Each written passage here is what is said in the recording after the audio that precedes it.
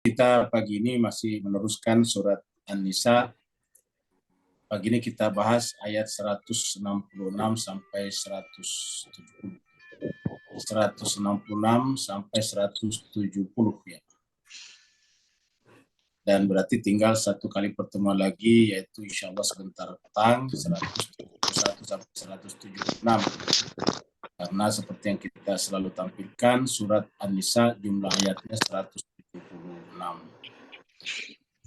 Bersama kita, Ustadz kita belum ada Bapak Ibu sekalian ya. Belum ada yang kelihatan. Belum ada. Karena belum ada yang kelihatan Ustadz kita, mari kita masuk ke screen untuk sama-sama membaca kitab suci Al-Quran, surat 4, surat An-Nisa, ayatnya 166 sampai 170. 166 sampai 170.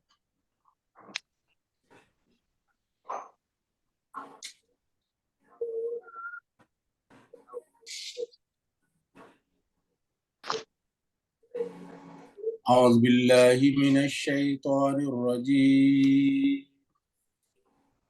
بسم الله الرحمن الرحيم أعوذ بالله من الشيطان الرجيم بسم الله الرحمن الرحيم لكن الله يشهد بما أنزل إليك لكن الله يشهد بما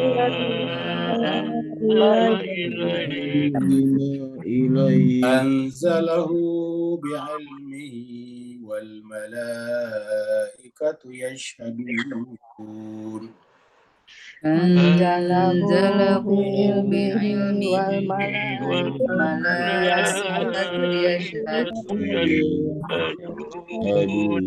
وكفى بالله شهيدا وكفى بالله شهيدا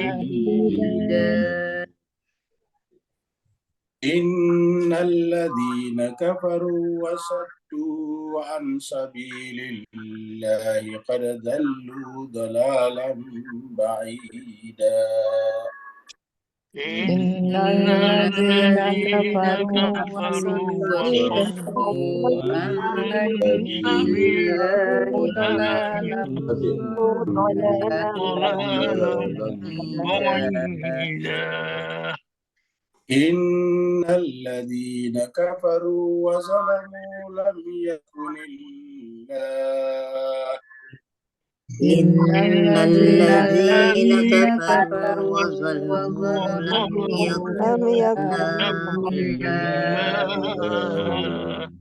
لم يكن الله ليغفر لهم ولا ليهديهم طريقا لم يكن الله ليغفر لهم ولا ليهديهم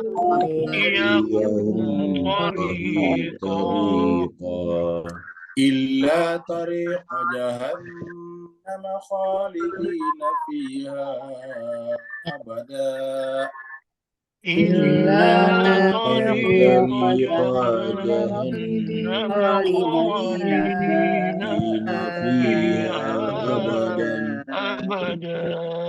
وكان ذلك على الله يسيرا وكان ذلك على الله يسيرا يا أيها الناس قد جاءكم الرسول بالحق يا أيها الناس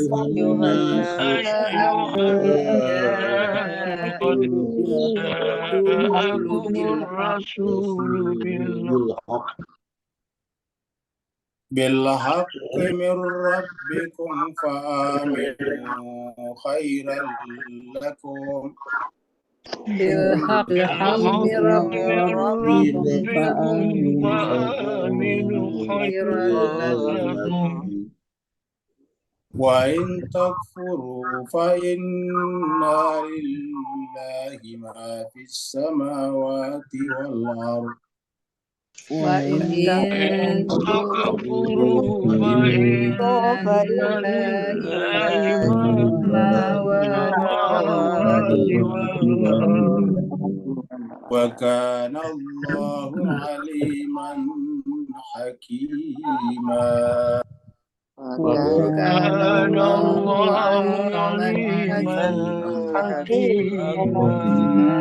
صدق الله العلي العظيم. صدق صدق الله الله العلي العظيم. العظيم. اللهم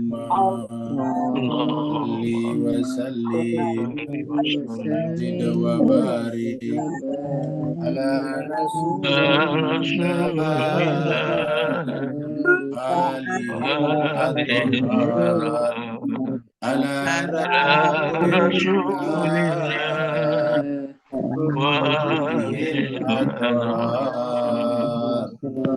اللهم صل على محمد اللهم صل وآل على محمد. محمد وآله اللهم صل على الله.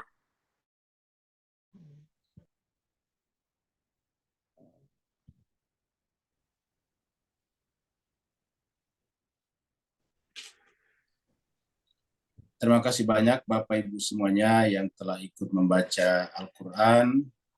Semoga bacaan-bacaan kita setiap hari minimal 2 kali ini, pagi dan petang, Allah SWT berikan imbalan pahala yang berlipat-lipat, karena bulan Ramadan adalah bulan di mana pahala-pahala dilipat gandakan.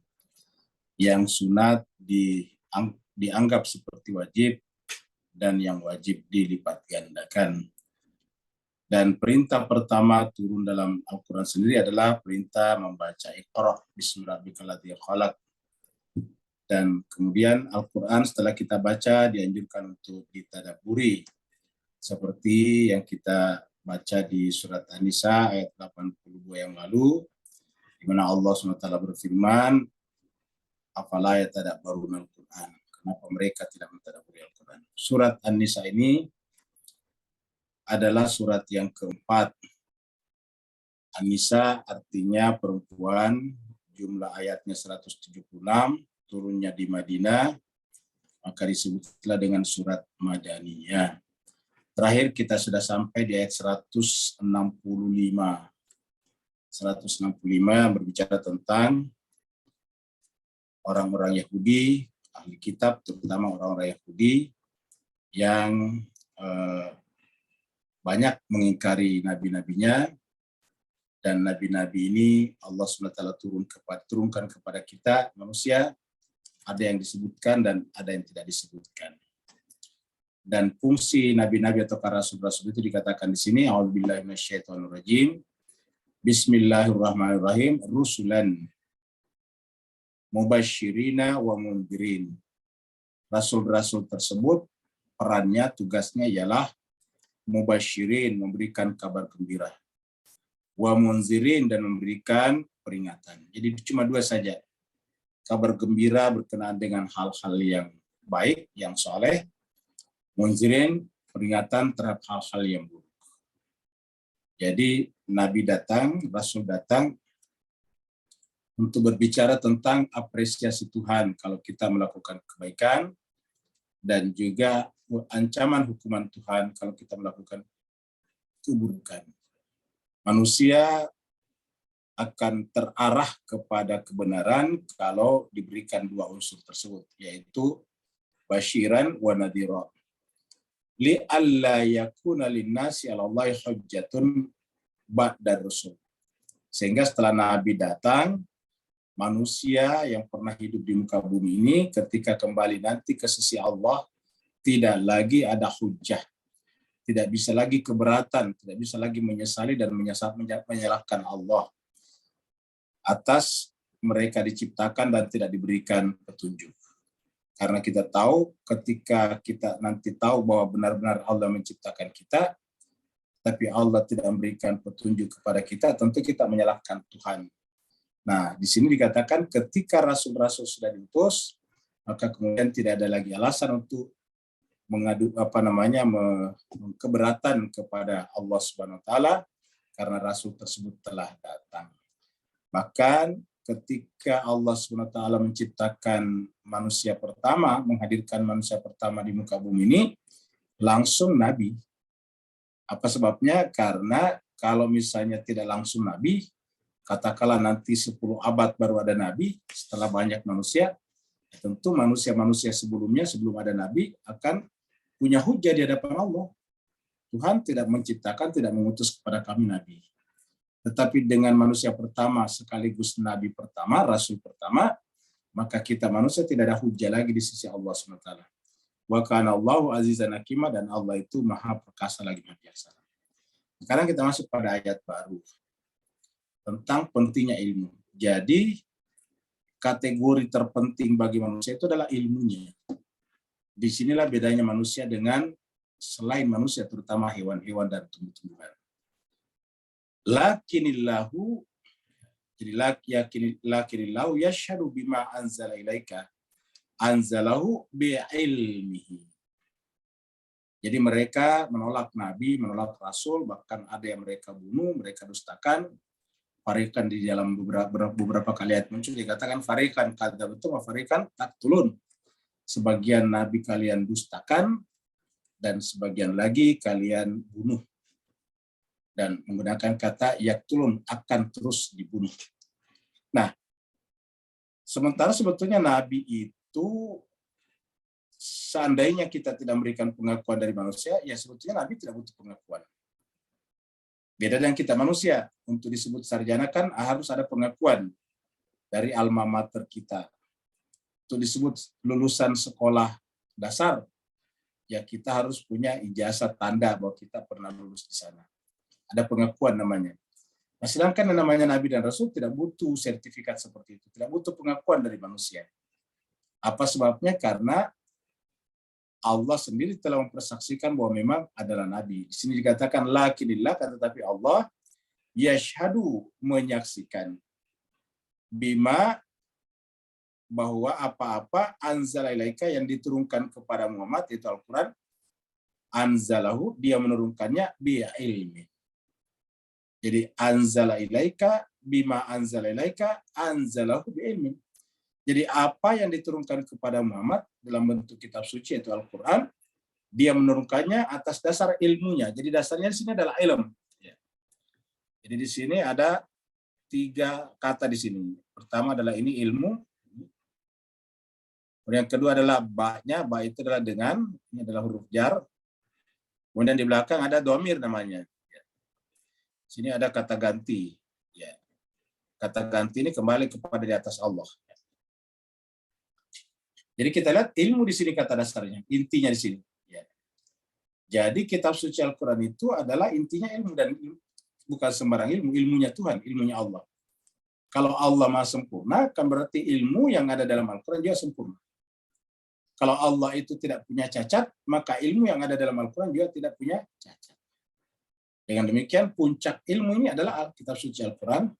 Bahkan bisa kita katakan Al-Quranlah yang bisa mengadili semua jenis pengetahuan. Al-Quranlah yang bisa jadi parameter seluruh ilmu pengetahuan. Kenapa? Karena ini adalah pengetahuan yang paling tinggi, yang sebelumnya disebut dengan al-balighah, al-hikmatul balighah. Dia adalah paling tinggi, paling hujjatul balighah maksudnya. Kita sudah sampai pada sebelumnya dengan al-hujjatu al-balighah, hujjah yang paling tinggi. Jadi itu ilmunya Tuhan. Satu. Yang kedua, penggunaan kata ilmu di sini menunjukkan bahwa penyandaran spesifik kepada Allah, kepada Tuhan itu bukan dengan benda-benda. Tentu kita mengatakan bahwa mobil itu punya Tuhan juga, karena apapun yang ada di langit dan di bumi adalah punya Tuhan. Lillahi ma fis samawati wa ma fil ardh. Kepunyaan Allah lah apa yang ada di langit dan apa yang ada di bumi. Jadi semua yang ada di bumi ini adalah milik Tuhan. Tak mobilnya, keretanya, tak rumah yang kita punyai, semuanya. Emas, perak, tembaga, baik yang sudah ditambang orang ataupun yang belum ditambang manusia, itu semuanya adalah milik Allah. Ikan-ikan di lautan, baik yang sudah ditangkap oleh nelayan ataupun yang belum ditangkap, semuanya adalah milik Allah. Tetapi tidak pernah benda-benda itu disandarkan atau Allah menyandarkan benda itu pada dirinya. Tidak pernah kita misalkan di dalam Al-Quran dikatakan dia adalah ikannya Tuhan, mobilnya Tuhan, ataukah sayyarahnya Tuhan. Sayyaratihi misalnya, bisa sayyarati, nggak ada. Nggak ada bisa sayyarati dalam Al-Quran. Jadi, padahal memang hakikatnya milik Allah juga. Tapi yang sering Allah sandarkan kepada dirinya itu adalah kata abad, ibadi, dan kata ilmu seperti sini, bi ilmihi, ilmunya. Kan berarti kembali kepada ilmunya Allah di sini. Jadi yang sering disandarkan itu adalah abad, abduhu, hambanya, wa rasuluh dan rasulnya. Nah, baru kemudian ilmunya Tuhan. Ya, jadi yang disandarkan Allah pada dia adalah ilmunya. Apa maknanya ini Bapak Ibu Jemaah sekalian? Maknanya bahwa penyandaran kebanggaan kita kepada benda-benda itu sebetulnya tidak sejalan dengan spiritnya Tuhan, tidak sejalan dengan akhlaknya Tuhan. Kalau kita sebut akhlak, kita harus berakhlak dengan akhlak Allah. Takhalluk bi akhlakillah. Kalau kita berakhlak dengan akhlak Allah, justru yang disandarkan Allah pada dirinya adalah ilmu. Dan karena kita manusia adalah khalifahnya ataukah makhluk yang paling mulianya, maka kemudian harusnya kemuliaan kita juga terletak pada ilmu. Dan kita bisa saksikan bahwa sepanjang sejarah manusia, kemuliaan itu benar-benar terletak pada ilmu. Walaupun nanti belakangan terbukti pengetahuannya itu keliru atau salah, tidak ada masalah. Tapi selama dia telah memberikan kontribusi dalam pengetahuan, dia mulia. Dan namanya menjadi abadi. Contohnya misalnya para filosof. Seperti misalnya Demokritus, seperti misalnya Anaximandros, Anaximenes, Thales, terus kemudian siapa lagi? Socrates, Plato, Aristoteles. Ini kan nama-namanya saya susah kita sebut, tetapi kenapa dia kita hafal? Kenapa kita tahu? Karena dia telah memberikan kontribusi kepada pengetahuan. Sementara antara Socrates sampai sekarang banyak sekali orang kaya raya, tetapi kita tidak kenal. Karena namanya tidak terabadikan. Dan yang membedakan manusia dan hewan-hewan adalah akalnya. Dan kalau akal bekerja, produknya, hasilnya adalah ilmu. Maka kita lihat juga sekali kalau Allah sendiri menyandarkan ilmu itu pada dirinya, dan berarti kalau kita berilmu, berarti kita tersandarkan pada dirinya karena ilmu kita adalah ilmunya. Lalu kenapa banyak di antara kita umat Islam ini yang begitu belum peduli kepada ilmu. Bahkan boleh dikatakan ya masih sangat rendah apresiasinya kepada ilmu. Ya. Kita lebih banyak bersandar pada benda-benda. Jadi kita misalnya lihat Mas sekalian, kita menyampaikan pengetahuan itu tidak pernah diminta misalnya bayaran, tapi hampir sedikit sekali yang belajar. Padahal pengetahuan ini kan harusnya diapresiasi luar biasa. Diapresiasi luar biasa. Karena ilmu ini tidak bisa kita temukan pada hewan. Kita bisa makan dagingnya sapi, tapi kita tidak menemukan ilmu di sana. Ya ketika kita makan daging sapi, kita dapat nutrisinya. Ataukah hal-hal yang terkandung di dalam dagingnya. Tapi ilmu sebagai ilmu hanya bisa kita temukan dalam proses berpikir. Proses berpengetahuan, belajar dan mengajar. Dan ini menunjukkan bahwa Allah telah memberikan posisi yang sangat tinggi kepada ilmu. Jadi harusnya orang Islam itu adalah kebanyakannya adalah orang yang gila pengetahuan. Dalam pengertian gila positif ya. Dalam pengertian pencari pengetahuan sejati. Apalagi Nabi sudah mengatakan bahwa tuntutlah ilmu mulai daripada ayunan sampai kepada liang lahat. Minal mahdi ilal lahdi. Mulai daripada ayunan buayan sampai kepada liang lahat. Sampai seperti itu. Pengetahuan itu, ilmu itu adalah, menuntut ilmu itu adalah faridah, wajib bagi laki-laki ataupun perempuan. Dan banyak lagi hadis-hadis berkenaan dengan ilmu pengetahuan. Jadi harusnya dalam hierarki komunitas-komunitas global, harusnya komunitas Islamlah yang paling di atas hierarkinya di dalam pengetahuan. Tapi sayang seribu sayang, kita masih sangat di bawah. Wal malaikatu yasyhadun, dan malaikat juga menyaksikan. Jadi bukan hanya Allah ini. Di sini tadi Allah, di sini adalah malaikat. wal malaikatu yasyhadun, malaikat-malaikat yang menyaksikannya. Ya, jadi Allah biasanya selalu bersama dengan malaikat. Contohnya, innallaha wa malaikatahu yusalluna 'alan nabi. Innallaha wa malaikatahu yusalluna, kata-katanya sama, yusalluna. Allah dan malaikat berselawat. Dalam surat Al-Imran ada ayat syahidallahu annahu la ilaha illahu wa ulul ilmi qa'iman bil qisti la ilaha illahu, dan seterusnya. Jadi Allah itu menyaksikan dan orang berilmu juga menyaksikan. Maksud di sini orang berilmu. Ya. Wa kafa billahi syahida, dan kesaksian dari Allah saja sudah cukup. Ya, tidak perlu yang lain. Jadi Allah menjelaskan di sini Pak Bu sekalian bahwa dalam menuntut pengetahuan, terlebar pengetahuan, tidak perlu kita berharap apresiasi, tidak perlu kita berharap popularitas, tidak perlu kita berharap akreditasi dari manusia. Akreditasi kita butuhkan kalau kita ingin kerja, cari pekerjaan. Tapi kalau kita hanya ingin mencari, mengejar kebenaran, kita tidak butuh akreditasi. Karena akreditasi paling tinggi ada pada Allah dalam bentuk yasyhadun tadi sini. Wa kafa billahi syahida, dan cukup Allah menyaksikannya. Ya. Allah yang memberikan pengakuan pada setiap orang yang berilmu. Maka di sini kita lihat begitu tingginya penghormatan Allah kepada ilmu sampai ilmu disandarkan kepadanya, dan ini bisa kita buktikan dalam kitab sucinya juga. Ayat pertama turun bukan perintah salat. Ayat pertama turun bukan perintah puasa, apalagi puasa Senin Kemis. Bukan perintah yang lain, tetapi ayat pertama turun adalah perintah belajar. Iqra bismi rabbikal ladzi khalaq. Dan 5 ayat pertama ini dalam surat Al-Alaq semuanya berbicara tentang ilmu pengetahuan. Baik sebagai sumbernya, kemudian objek pengetahuan, dan kita sebagai subjek yang belajar berpengetahuan. Ya, 3 dikatakan Iqra wa rabbukal akram alladzi 'allama bil qalam 'allamal insana ma lam ya'lam. Jadi kata-kata Iqra muncul 2 kali, kata-kata ilmu juga muncul 2 kali. 'Allama bil qalam itu kata dasarnya ilmu. 'Allamal insana ma lam ya'lam 3 kali ada. Jadi kata 'allamal insana ma lam ya'lam. Jadi ada 2 di sana.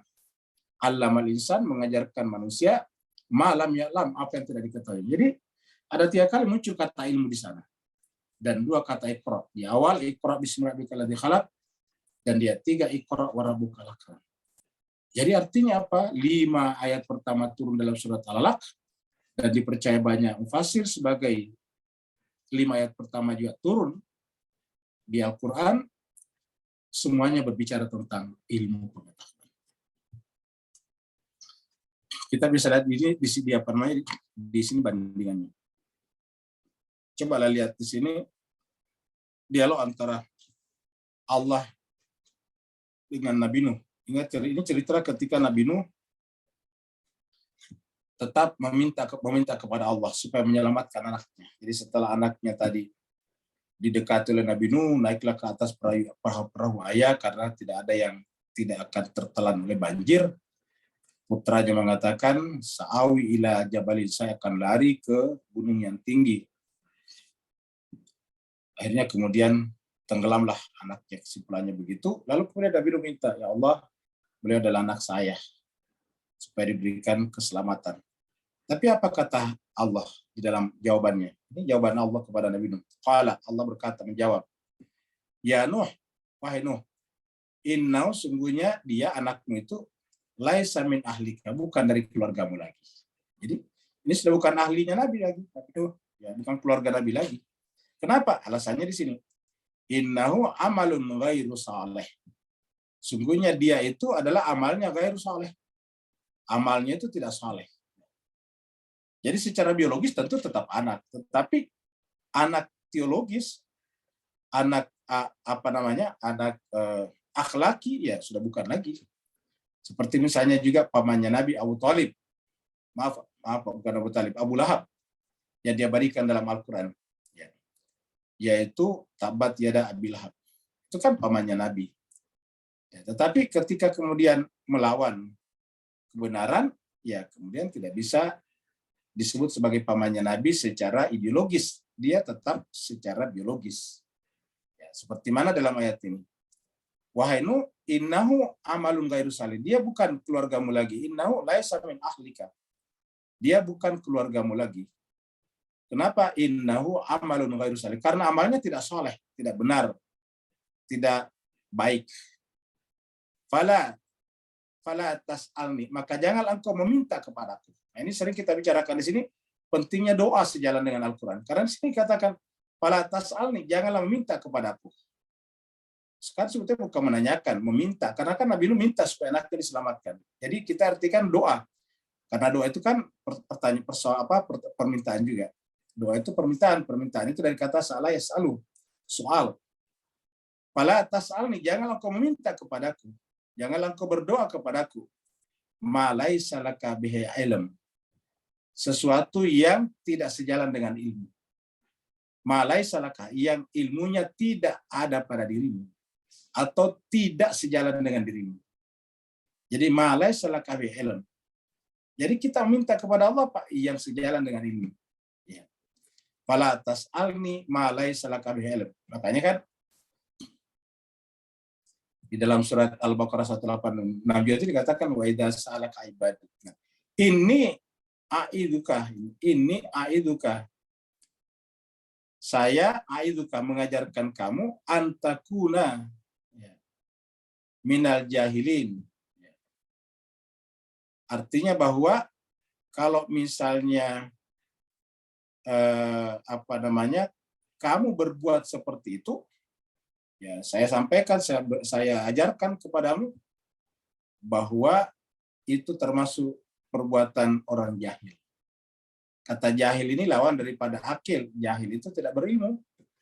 Jadi kalau kamu melakukan itu antakuna minal jahil, berarti kamu masuk kategori orang jahil. Apa kata Nabi Nuh di sini? Qala. Nabi Nuh menjawab. Ini surat Hud ya, surat Hud ini surat 11 ya, surat 11. Ayat 47 yang tadi 46 di atas. Qala, Nabi Nuh berkata, jawab kepada Allah tadi, Rabbi wa Tuhanku, inni a'udzu bika. Sekarang sesungguhnya aku a'udzu berlindung kepadamu. An as'alaka, untuk tidak meminta, berdoa kepadamu, ma laisa li bihi ilm, yang saya tidak ada ilmu tentangnya. Jadi ma laisa li bihi ilm, yang saya tidak punya ilmu tentangnya. Jadi dengan demikian, doa itu, permintaan itu harus yang ada ilmu tentangnya. Artinya ilmu itu adalah tadi dari Allah. Wa illa taghfirli, jika engkau Tuhan tidak mengampuniku, wa tarhamni, dan tidak mengasihiku, akun minal khasirin, aku akan menjadi orang yang merugi. Ini mirip dengan doa di surat Al-A'raf. Doa yang Allah ajarkan kepada Nabi Adam dan Hawa, Rabbana zalamna anfusana wa illam taghfir lana wa tarhamna lanakunanna minal khasirin. Ini mirip. Ya, bedanya kalau di surat Al-A'raf itu bentuk kami. Kalau di sini yang berbicara Nabi Nuh ya li wa tarhamni illa taghfirli wa tarhamni. Jadi kesimpulannya dari dua ayat ini bahwa begitu pentingnya berbuat, bertindak, termasuk berdoa berdasarkan ilmu pengetahuan yang benar.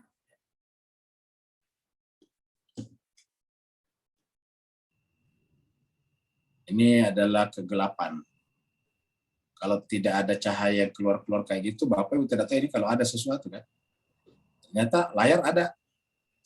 Cuma karena tidak ada terang, ya seperti tidak ada layar. Jadi artinya apa? Keberadaan itu ditentukan oleh cahaya. Nah, orang-orang yang bermasalah, maka hatinya berada dalam kegelapan. Innalladzina kafaru, sebenarnya orang-orang yang kafaru. Kafar itu hatinya tertutup. Kafaru, orang-orang yang menutup hatinya, orang-orang menolak kebenaran. Wasaddu an sabilillah, dan menghalang-halangi orang dari jalan Allah. Menghalang-halangi orang untuk menempuh kebenaran, untuk menempuh jalan yang benar. Jadi kafaru, menutup diri, dan juga mempengaruhi orang lain untuk menutup dirinya, untuk tidak menempuh jalan Allah, jalan yang benar. Apa yang terjadi dengan orang seperti ini? Kafaru dan saddu. Kafaru, saddu, ini dua kata kerja. Kafaru, menutup dirinya, menolak kebenaran, saddu, menghalang-halangi orang, qad dallu dalalan ba'ida. Sungguh dia tersesat dengan kesesatan yang jauh. Jadi siapa yang menutup hatinya terhadap kebenaran, yang kebenaran tadi itu dasarnya ilmu. Jadi namanya ilmu itu adalah pengetahuan yang benar. Jadi banyak pengetahuan tapi salah. Nah, pengetahuan ketika berkategori benar atau terbukti benar namanya ilmu dalam pandangan Al-Quran. Kan banyak pengetahuan kita. Ada yang punya pengetahuan bahwa di pohon-pohon itu ada penjaganya. Tapi kalau itu tidak benar, berarti bukan ilmu, itu pengetahuan. Pengetahuan yang salah. Kenapa tidak terverifikasi? Jadi itu adalah kategorinya. Di siapa yang menutup dirinya dan menghalang-halangi orang dari kebenaran, maka qad dallu dalalan ba'ida. Sungguh dia tersesat dengan kesesatan yang jauh. Jadi bukan hanya tersesat, tetapi tersesat yang jauh. Tersesat saja sedikit sudah sangat menyiksa. Bagaimana pula kalau tersesat dengan kesesatan yang jauh? Misalnya kita mengikuti peta, katakanlah Google Map misalnya. Tiba-tiba dia bawa kita masuk ke dalam hutan-hutan. Ya, setelah kemudian kita buntu jalannya atau tidak bisa mobilnya lagi, baru kita lihat. Ternyata di sekitar kita hutan-hutan dan jalan yang ditunjukkan tadi adalah jalan setapak. Awalnya besar, lama-kelamaan jadi mengecil. Memang tembus tetapi setapak. Yang bisa lewat cuma motor. Nah, apa yang terjadi jemaah sekalian? Pasti kita serba salah dan akan ketakutan. Apalagi kalau itu terjadi di tengah malam. Nah, kurang lebih seperti itulah. Seperti tadi kita lihat background-nya, kalau cahaya tidak ada, itu adalah kegelapan. Dan jiwa manusia yang tidak menerima kebenaran adalah jiwa yang persis seperti tadi, kegelapan. Kalau seandainya jiwa kita masih bisa memendarkan cahaya, maka seperti tadi, masih ada sekali-sekali petir, masih ada sekali-sekali kilatan-kilatan cahaya di langit malam. Maka bisa kita masih mengatakan bahwa ini ada langit, ada awan, dan sebagainya. Tapi kalau tidak ada kilatan-kilatan sama sekali, ya tidak ada lagi yang kita sebut dengan ada. Karena kegelapan itu bukanlah keberadaan. Kegelapan itu adalah ketiadaan cahaya. Allah SWT ini di dalam surat Muhammad, ya, ayat 1 menjelaskan, alladzina kafaru, militari, orang-orang yang kafaru, wasaddu, dan menghalang-halangi orang, an sabilillah, dari jalan Allah. Kalau tadi sekedar dikatakan dalalan ba'ida tadi sini. Dallu dalalan ba'ida. Dallu mereka sesat dengan kesesatan yang jauh. Kalau di sini menggunakan kata-kata adalla a'mal. Alladzina kafaru wasaddu an sabilillah. Orang-orang yang tertutup hatinya, wasaddu, dan menghalang-halangi orang, an sabilillah, dari jalan Allah, adalla a'malahum. Maka amal-amal perbuatan mereka hilang. Kata adalla di sini bisa sesat, bisa juga hilang, karena hilang dalam kegelapan. Ya, adalla itu hilang dalam kegelapan. Amal perbuatannya tidak ada. Cobalah Bapak sekalian punya banyak sekali uang. Katakanlah uangnya sampai 1 juta lembar. 1 juta lembar, uang 100.000 kan berarti 100 miliar. Ditebarkan di mana-mana. Tapi kemudian mati lampu dan gelap gulita. Nah, pertanyaan, adakah uang Bapak Ibu sekalian? Jawabannya tidak ada. Jadi kalau kita mengibaratkan kita tadinya punya uang jutaan lembar, simpan di atas lantai, lalu kemudian gelap gulita, tidak ada sama sekali cahaya, maka uang itu menjadi tidak ada. Ya. Dan kalau kegelapan itu bertahan terus, ya tidak akan pernah ada itu uang. Dengan demikian, ada atau tidak adanya uang bergantung kepada cahaya. Ada atau tidak adanya nilai daripada amal kita adalah pada cahaya kebenaran. Ketika cahaya kebenaran itu kita tutup, bahkan kita tolak, maka kemudian amal-amal perbuatan kita pun hilang. Adalla a'malah. Dan ini disebutkan di ayat-ayat berikutnya, karena mereka itu tidak mau mengikuti kebenaran. Kalau kita lihat ini, langsung ke ayat 3, langsung Tuhan mengatakan, kalau kita tadi tanya kenapa bisa begitu, hilang amal perbuatannya. Tuhan menjawab, Dalika yang demikian itu bi'anna karena sungguhnya alladzina kafaru tadi kan di atas kafaru. Karena alladzina kafaru ittaba'ul batil, yang mereka ikuti adalah al-batil. Jadi ittaba'u yang mereka ikuti al-batil. Wa anna alladzina amanu, sebaliknya orang beriman ittaba'ul haq. Nah, sedangkan orang beriman yang diikuti adalah haq min rabbihim, al-haqqu min rabbihim. Jadi kalau orang kafaru ittaba'ul batil, yang diikuti adalah yang batil. Ya, sebaliknya kalau orang beriman ittaba'ul haq, yang diikuti adalah kebenaran min rabbihim, itu mereka. Nah, jadi kata-kata mengikuti al-batil, kebatilan kan mengikuti kegelapan. Dan ittaba'ul haq berarti mengikuti cahaya kebenaran. Inilah yang menyebabkan kata kafar itu menjadi pembeda antara orang yang tadi disebut dengan sesat dengan kesesatan yang jauh, dan dengan orang yang berada di bawah terang benderang cahaya kebenaran.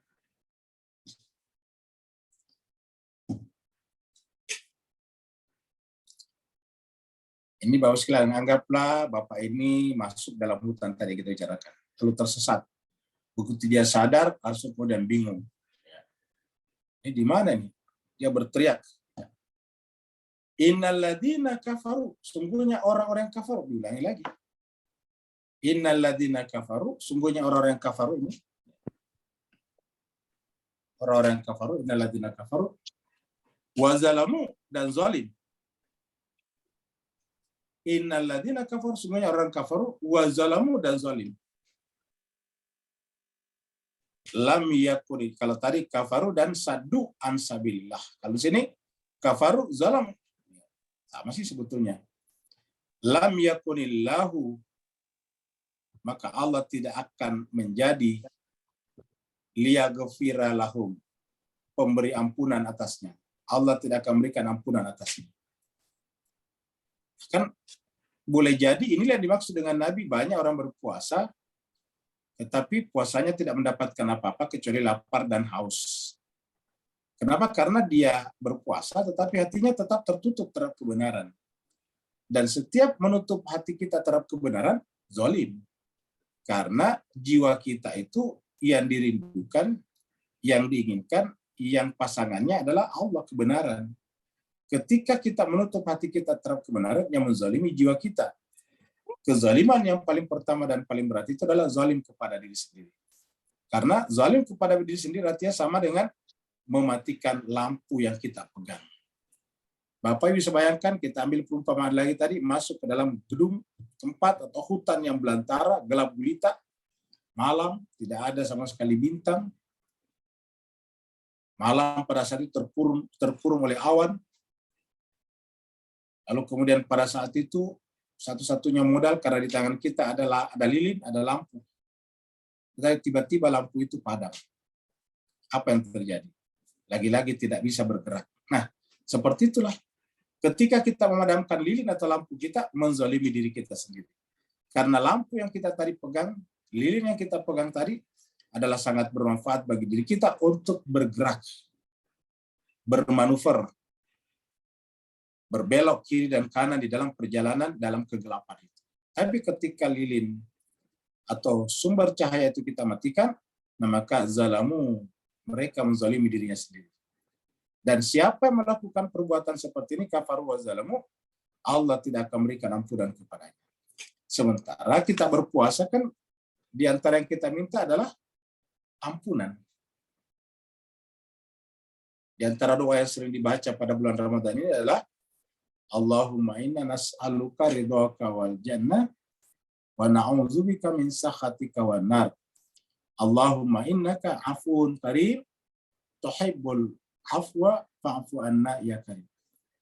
Allahumma ya Allah, as'aluka, yang saya minta daripadamu adalah ridhaka, ridhamu, wal jannah, dan surga.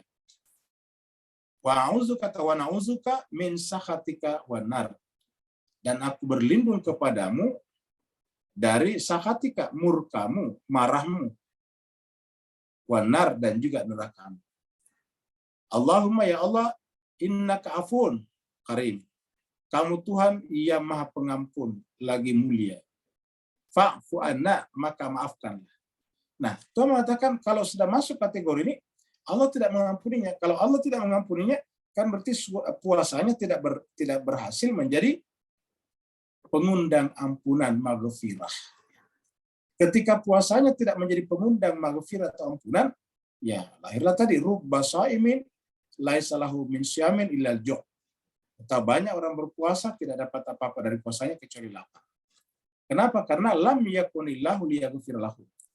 Allah tidak akan mengampuninya, sementara salah satu nama yang disematkan kepada Ramadan adalah Syahrul Maghfirah, bulan ampunan. Wala liyahdiyahum tariqa, dan juga Allah tidak akan menggait mereka menempuh jalan. Wala liyahdiyahum tariqa. Allah tidak akan menggait untuk menempuh jalan. Padahal di atas kita ini jalan ini berlapis-lapis, ada 7 lapis. Wa ja'alna fawqakum sab'a taraik. Kami jadikan di atas kalian 7 lapis jalan. Dan satu pun kita tidak bisa lewati kalau kita menutup hati kita dan menzalimi jiwa kita. Allah mengatakan la liyahdiyahum. Allah tidak akan menggait, membimbing mereka tariqa, menempuh jalan. Tariqa apa maksudnya? Ya, jalan menuju kepada kebenaran. Kita bisa lihat di sini. Surat An-Nisa ini. Ini adalah ayatnya 137. Allah berfirman, innalladzina amanu, ini kita sudah bahas surat An-Nisa juga 137 yang lalu. Innalladzina amanu summa kafaru, summa amanu, summa kafaru, summa zdadu kufra, lam yakunillahu liyaghfira lahum, ini kita sudah bahas. Di siapa yang tadinya beriman, kemudian kafir lagi, maksudnya menutup diri lagi, kemudian beriman, terus menutup diri lagi, kemudian bertambah-tambah kekufurannya, lam yakunillah, Allah tidak akan menjadi liyaghfira lahum, pemberi ampun atasnya, wala liyahdiyahum sabila, dan Allah tidak menggaitnya, membimbingnya kepada jalan. Jadi kata-kata tariqah tadi mirip. Kalau tadi liyahdiyahum tariqah, kalau di sini sabila.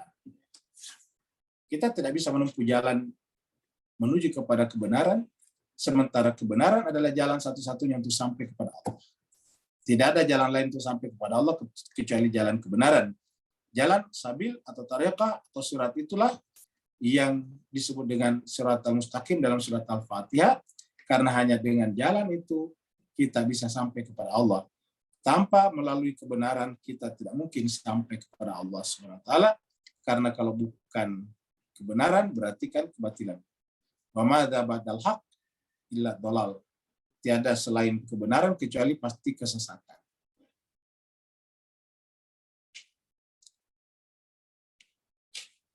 Kita balik lagi ke sini. Jadi wala liyahdiyahum tariqa.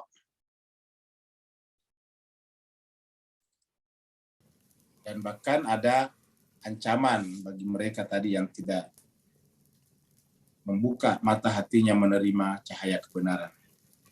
Sebelum kita teruskan, Bapak sekalian ulangi lagi bahwa puasa ini adalah caranya Tuhan untuk kita mengangkat, membuka hati kita terhadap kebenaran.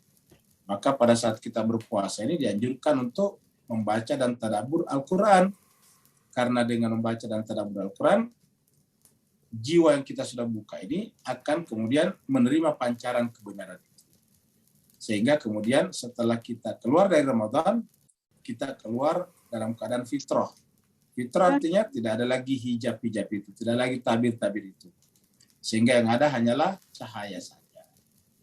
Nah, kalau puasa kita tidak seperti itu, itulah yang dikatakan Nabi, jangan-jangan kita tidak mendapatkan apa-apa kecuali hanya lapar dan haus saja. Illa tariqa jahannam. Jadi dia tidak ada tariqanya. Allah tidak menggait mereka kepada tariq. Illa kecuali tariqa jahannam. Jadi kalau orang tidak tergait menuju kepada jalan yang lurus ini, jalan yang lurus, maka dia tergaitnya kepada neraka jahannam. Illa tariqa jahannam. Tariq menuju kepada neraka jahannam. Di mana tariq menuju kepada neraka jahannam, khalidina fiha, mereka nanti di sana kekal. Abada, selamanya, abadi. Wa kana dzalika 'ala Allah yasira. Dan yang demikian itu bagi Allah adalah sangat mudah. Jadi wa kana dzalika 'ala Allah yasira. Jadi dalam menjalankan, dalam memutuskan dan membuat kita menjalani hukuman itu bagi Allah tidak susah. Wa kana dzalika 'ala Allah yasira. Jadi ada namanya tariqah jahannam. Selain daripada tariq yang benar, ada tariqah jahannam. Apa itu tariqah jahannam? Jalan menuju kepada api, kepada penderitaan. Kenapa penderitaan? Karena penderitaan itu telah kita pilih di dunia dalam bentuk menutup hati kita terhadap cahaya, dan setiap tidak ada cahaya, yang ada adalah kegelapan. Jadi di dalam neraka jahanam tidak pernah disebut ada cahaya, walaupun ada api. Jadi Bapak bisa bayangkan kalau api tidak ada cahayanya. Kan kalau kita melihat api itu ada unsur di dalamnya. Ada cahayanya dan ada panasnya. Ketika cahayanya dihilangkan, yang ada cuma panas. Dan neraka seperti itu. Neraka itu adalah panas tanpa cahaya. Jadi cahayanya diambil, dibawa ke surga, sedangkan panasnya diambil, dijadikan sebagai substansi daripada neraka. Jadi neraka itu adalah panas, penderitaan. Sedangkan surga adalah cahaya, kedamaian, kelembutan, dan keluasan. Makanya terkadang disebut surga dengan seluas langit dan bumi. Karena kalau cahaya memancar dan cahaya di sana adalah cahaya yang tidak terikat oleh ruang, artinya tidak berlaku modelnya seperti di dunia. Kalau di dunia kan cahaya semakin jauh dari sumbernya semakin gelap. Tapi kalau di surga cahaya itu tidak seperti itu. Kenapa? Karena tidak terikat oleh ruang. Jadi cahayanya adalah hakikat cahaya yang tidak lagi semakin jauh dari pusatnya semakin redup. Yang ada adalah bahwa cahaya adalah terang di sana. Khalidina fiha, kalau dia tariqah jahannam. Ini adalah pembicaraan tentang jin. Ya. Ini adalah surat Al-Ahqaf. Jadi surat yang berbicara tentang jin itu ada beberapa. Di antaranya juga cerita tentang Nabi Sulaiman, seperti contohnya dalam surat Sabah. Ada bicara tentang jin di sana. Nah, di sini juga ada surat surat Al-Ahqaf, surat jin apalagi. Nah, sehingga kita bisa mengetahui perilaku di sana. Ternyata jin-jin itu juga ikut menyimak ketika Nabi membaca kitab suci.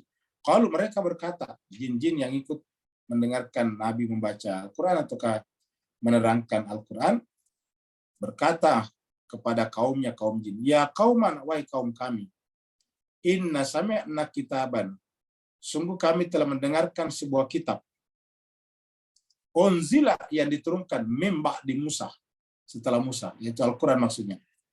Isinya adalah musaddiqan lima baina yadayhi, membenarkan kitab-kitab sebelumnya. Dan fungsinya adalah yahdi ilal haq. Yahdi ilal haq. Jadi fungsinya apa? Menggait, membimbing manusia kepada kebenaran. Jadi kitab suci membimbing kepada kebenaran. Jadi tanda kita mentadaburi Al-Quran dengan benar apabila kita sampai kepada kebenaran. Tapi kalau cuma sama saja dengan sebelumnya, ya berarti kita hanya ritual saja, bukan tadabur yang sesungguhnya. Karena kalau tadabur itu adalah yahdi ilal haq, menggait, membimbing, menuntun kita menuju kepada kebenaran. Wa ila tariqin mustaqimin. Jadi kebenaran dulu seperti pembahasan kita tadi, baru bisa sampai kepada jalan yang lurus. Tariq mustaqim, sama surat al-mustaqim. Ya. Kalau mereka tadi adalah tariqah, ini adalah tariqah jahannam. Tariqah jahannam. Kalau yang benar adalah tariqah mustaqimah, ila tariqin mustaqim. Jadi ada tariq mustaqim, ada tariqah jahannam. Kalau tariqah jahannam, urut-urut ujungnya, endingnya adalah neraka. Kalau tariqin mustaqim, ujungnya adalah surga, cahaya. Karena berasal dari cahaya tadi. Jadi ini kita lihat bahwa tariq itu ada dua macam. Maka marilah kita selalu merenung di tariq, di jalan mana kita berdiri. Apakah di jalan jahanam ataukah mustaqim. Yang tahu adalah diri-diri kita masing-masing, dan kita tidak diberikan tugas kewajiban untuk mencari tahu tentang orang lain. Selalu hanya untuk diri kita saja. Ketika kita memandang orang lain, belum tentu kesempurnaan itu juga sudah ada pada diri kita. 170.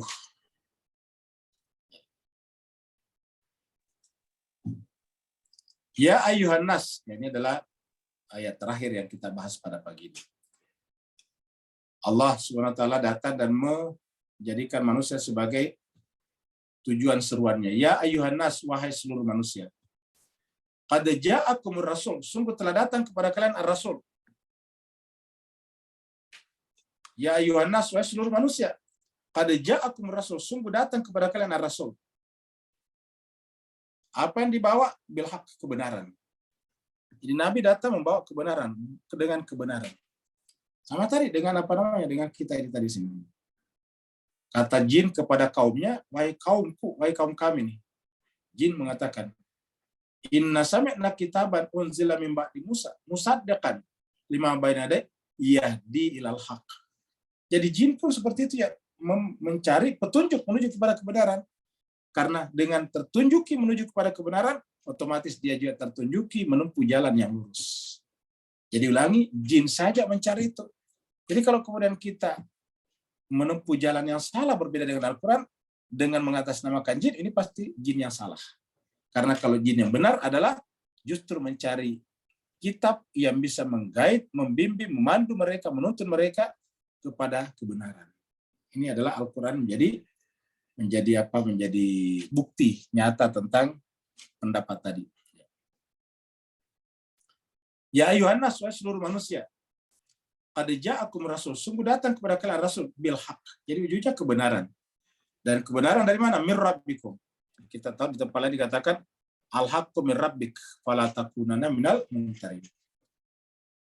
Karena Nabi datang membawa kebenaran dari Tuhan, fa'aminu, maka berimanlah kepada kebenaran itu, kepada Rasul. Kalau beriman kepada Rasul berarti beriman kepada kebenaran, karena yang dibawa Rasul adalah kebenaran. Dengan beriman kepada kebenaran atau kepada Rasul, khairal lakum, itulah yang terbaik bagi kalian. Jadi tidak ada lagi yang lain. Jadi pencarian akan kebenaran itu adalah sebuah amal yang paling tinggi nilainya. Kenapa? Karena Allah mengatakan, fa'aminu, kalau kalian mengimani kebenaran yang datang dari Rasul itu atau dari Allah itu, khairal lakum, itulah yang terbaik bagi kalian.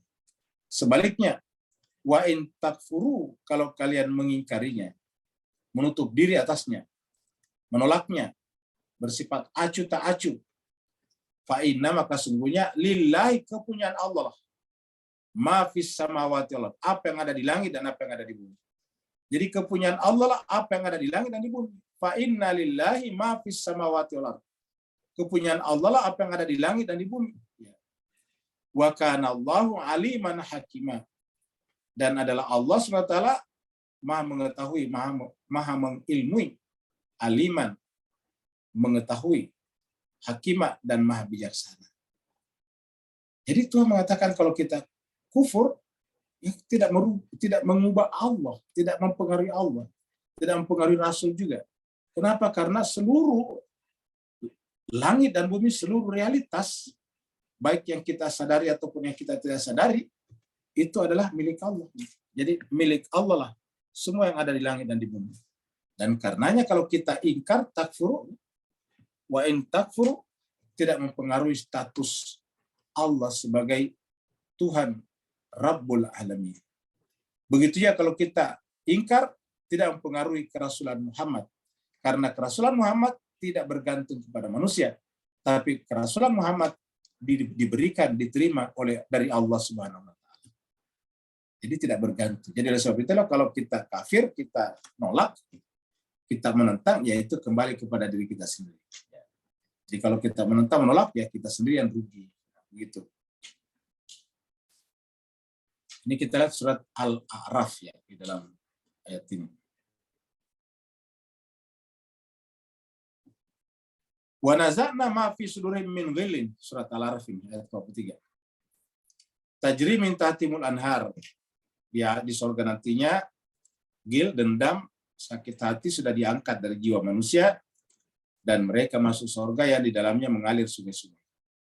Wa qalu, dan mereka berkata, ahli surga, alhamdulillah, segala puji bagi Allah, alladzi hadana li hada, yang telah menggait, membimbing kami ke sini. Jadi bimbingan Allah lah yang bisa membawa kita kepada surga tadi.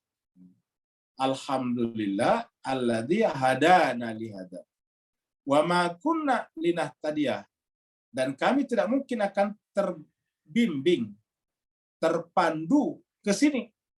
Laula an hadanallah. Seandainya Allah tidak membimbing, memandu kami. Laqad ja'at rusulu rabbina. Sungguh datang rasul Tuhan kami bil haq, dengan membawa kebenaran. Wa nudu, dan pada saat itu dipanggillah mereka yang mengikuti kebenaran, antil kumul jannah, seraya ditujukan itulah sorga. Antil kumul jannah, itulah sorga, itulah jannah. Uris tumuha, yang kalian warisi. Allah mewariskan kepada kalian. Bima kuntum ta'malun, karena amal perbuatan kalian dulu di dunia. Jadi ayat ini menjelaskan kepada kita bahwa surga itu adalah merupakan result, hasil daripada amal kita. Bima kuntum ta'malun, amal apa? Amal yang berdasarkan pada kebenaran yang dibawa oleh Rasul tersebut. Karena kebenaran yang dibawa oleh Rasul adalah kebenaran dari Allah. Dan kalau kebenaran dari Allah, itulah hakikat kebenaran. Bukan kebenaran verbal tok saja, bukan kebenaran istilah saja, tapi kebenaran dalam pengertian hakikat. Dan kita tahu bahwasanya agama datang untuk kita membenarkan kebenaran. Liyuhiqqal haqqah wa yubtilal batilah. Agama datang untuk membenarkan yang benar dan membatilkan yang batil, walau karihal mujrimun, walaupun orang yang para pendosa, para pelaku kejahatan itu tidak senang. Makanya kita berdoa, Allahumma arinal haqqa haqqa warzuqna tiba, warinal batila batila warzuqna jitinaba. Jadi apabila kita beragama, lalu kemudian bukan basisnya pada kebenaran, ya berarti gagal. Inilah yang menyebabkan banyak orang sia-sia amal perbuatannya, sholatnya, puasanya, hajinya, dan sebagainya, karena tidak lagi berdiri di atas pijakan kebenaran. Ketika kita tidak berdiri di atas pijakan kebenaran, berarti alternatifnya cuma satu, yaitu pijakannya kebatilan. Jadi kita memandang kebatilan sebagai kebenaran, dan kita memandang kebenaran sebagai kebatilan. Dan inilah cara pandang yang paling mendatangkan penderitaan. Maka kita minta supaya Allah memandu kita, membimbing, membantu kita. Arinal haqqa haqqa warzuqna tiba, warinal batila batil warzuqna jitinaba.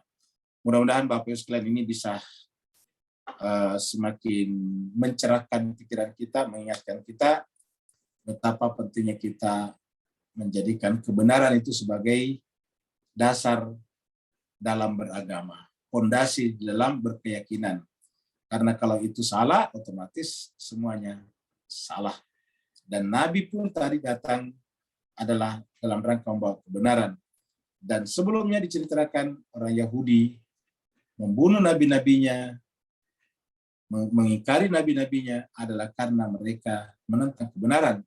Yang disebut kebenaran bagi mereka bukan kebenaran yang sifatnya objektif dan rasional, tetapi yang sejalan dengan hawa nafsu mereka. Ketika kebenaran yang sejalan dengan hawa nafsu kita, maka kebenarannya harus dikasih tanda petik. Itu nama lainnya adalah al-batil. Dan ketika kebenaran kita anggap kebatilan, maka otomatis kebatilan kita anggap kebenaran. Mungkin ini yang menyebabkan kenapa Israel sekarang menganggap membunuh anak-anak, perempuan, dan sebagainya itu adalah kebenaran. Dan sebaliknya, bahwa memperjuangkan tanah air, hak itu adalah kebatilan. Padahal secara universal, secara ajaran kemanusiaan manapun, bahwa membunuh anak-anak, wanita, dan orang-orang tidak berdaya itu adalah pasti kezaliman yang sangat besar.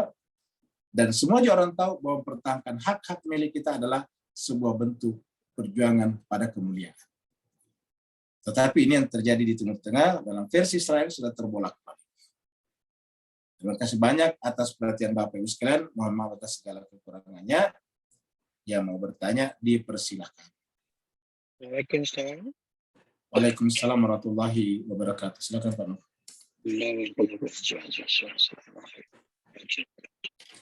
Baik, boleh ke digabung kaitkan ayat 170 dengan kupasan Al-Araf ayat 43 tadi Ustaz, bahawa simbolikal di dunia tadi, para rasul ni sebenarnya adalah sungai-sungai Allah yang menunggu suburkan jiwa-jiwa kita yang dapat manfaat daripada kehadiran mereka. Dan ini ditajalikan kemudiannya sekali lagi, orang-orang yang berjaya tadi akan duduk di syurga yang sungai-sungai tadi akan keep on mengalir sebagai keberkahan lanjutan daripada dunia tadi. Barakallahu fi afwan Ustaz. Baik, terima kasih banyak Pak Nur. Jadi Bapak Ibu Jemaah sekalian, di surat Al-A'raf ayat 43 ini sudah dikatakan bahwa orang yang masuk ke dalam neraka itu di dalam hatinya tidak ada gilun. Nah pertanyaannya, apakah ini Allah cabut setelah sampai di sorga?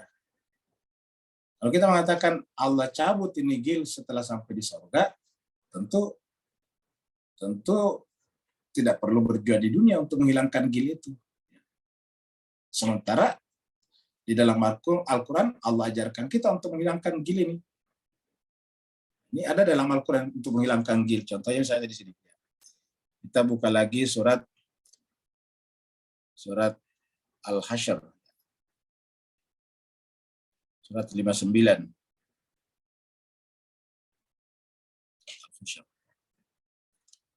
Terus kemudian ayatnya ada nih, surat Al-Hasyr. Kita lihat ayat 9. Ini dia. Ayatnya 11 ya. 11, 12 ya. 12 ya. Rabbana la taj'alna fi qulubina ghillan lil ladzina amanu. Itu ada di sini. Mari kita lihat ya. Nah, ini dia ayat 10 ternyata ya. Ini ayat 10. Surat Al-Hasyr ayat 10 ini dia. 10. Walladzina ja'u, dan orang-orang datang min ba'dim setelah mereka, yaitu Nabi dan sahabat-sahabatnya yang hijrah dan yang ansor. Yaquluna, mereka berkata, berdoa, Rabbana, wahai Tuhan kami, ighfir lana, ampunilah bagi kami dosa-dosa kami. Wali ikhwanina, dan juga saudara-saudara kami, alladzina sabaquna bil iman, yang mendahului kami dalam iman.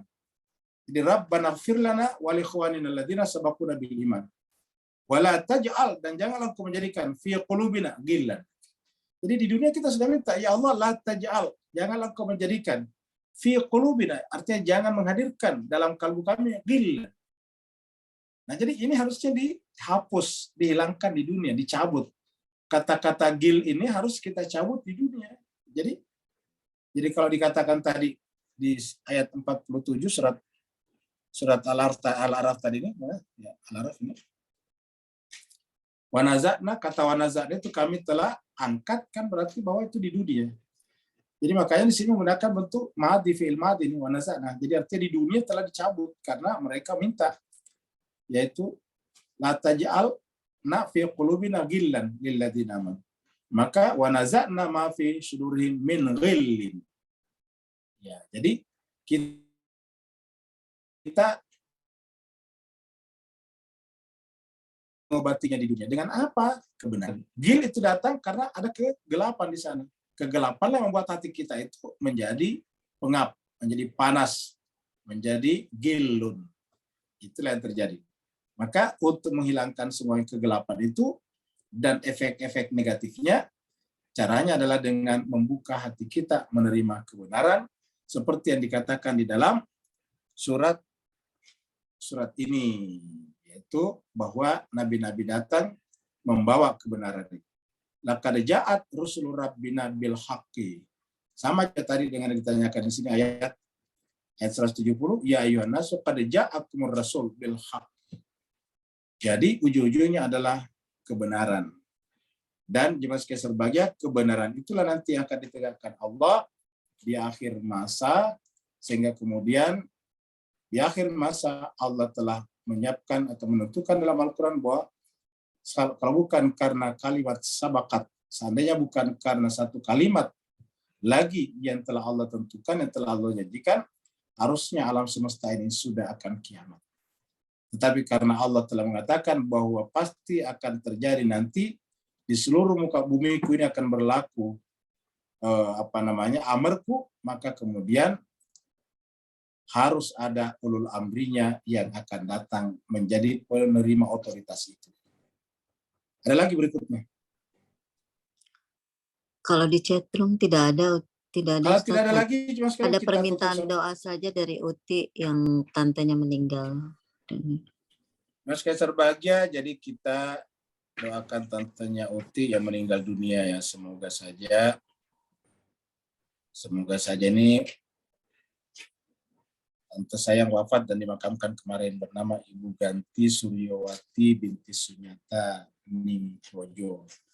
Jadi jemaah sekalian, mari kita tutup majelis kita dengan membaca doa Fatihah untuk almarhumah Ibu Ganti Suryowati binti Sunyata Ningprojo.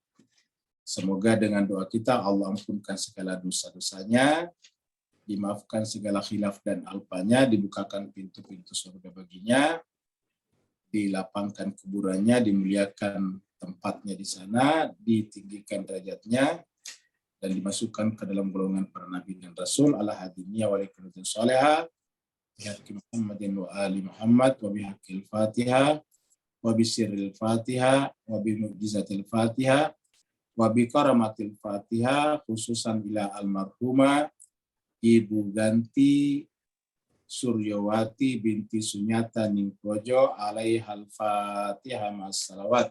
Allahumma salli ala Muhammad wa ali Muhammad. Allahumma salli ala Muhammad wa ali Muhammad. Allahumma salli ala Muhammad wa ali Muhammad. A'udzu billahi minasyaitonir rajim. Bismillahirrahmanirrahim. Alhamdulillahirabbil alamin. Arrahmanir rahim. Maliki yaumiddin. Iyyaka na'budu wa iyyaka nasta'in. Ihdinas siratal mustaqim. Siratal ladzina an'amta 'alaihim ghairil maghdubi 'alaihim waladdallin. Amin.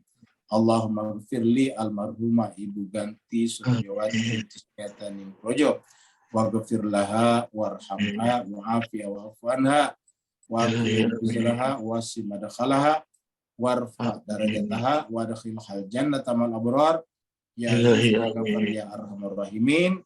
Terima kasih banyak. Walaupun minkum. Wassalamualaikum warahmatullahi taala wabarakatuh. Waalaikumsalam.